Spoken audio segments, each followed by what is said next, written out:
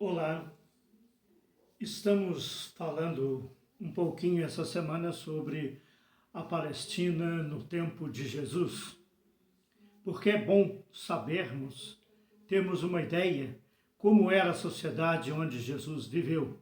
Isso ajuda demais a entender os discursos que Jesus fez. E hoje nós vamos falar sobre duas classes de pessoas da Palestina: os saduceus e os doutores da lei. Os saduceus eram pessoas ricas, donos de grandes propriedades de terra. A boa parte dessas pessoas faziam parte da elite sacerdotal, eram sacerdotes do templo e também grandes apoiadores do Império Romano. Eles eram praticamente traidores de Israel, porque quando o Império Romano dominou Israel, eles foram os primeiros colaboradores. Eles já tinham a ideia de poder colaborar com o Império, porque eles se beneficiariam e muito. Então, esses sacerdotes do templo, que eram saduceus, eles eram grandes apoiadores do Império Romano. E essa força dos saduceus dava uma grande margem de crescimento para os doutores da lei. Os doutores da lei eram aquelas pessoas entendidas em lei.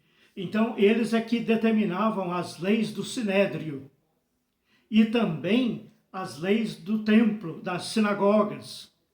E também davam aulas. As aulas, claro, eram aulas manipuladas, onde eles formavam as pessoas do jeito que eles queriam. Eles formavam as pessoas do jeito que os saduceus pediam. Porque eles queriam manipular o povo para que não houvesse nenhuma rebelião a respeito do Império Romano, que era o grande vilão em Israel. Então, os doutores da lei, eles manipulavam e monopolizavam as leis. Então, tudo que se referia à lei, era os doutores da lei que resolviam. E esses doutores da lei, por sua vez, sempre determinavam e criavam leis que beneficiavam a classe da elite de Israel, saduceus. Não ensinavam tudo o que eles sabiam, claro, mas sabiam tudo o que eles ensinavam e qual era a finalidade. Criavam fantasias sobre as ações de Deus na história do povo. Faziam com que pessoas simples e humildes cumprissem aquelas leis que eles estabeleciam, como, por exemplo, fala-se muito, era comum na história do povo de Deus lavar as mãos depois de comer. Era comum na história do povo de Deus lavar os pés.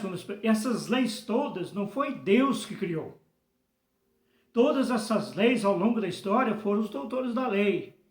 Só que no tempo de Jesus, os doutores da lei, eles mais manipulavam do que ensinavam.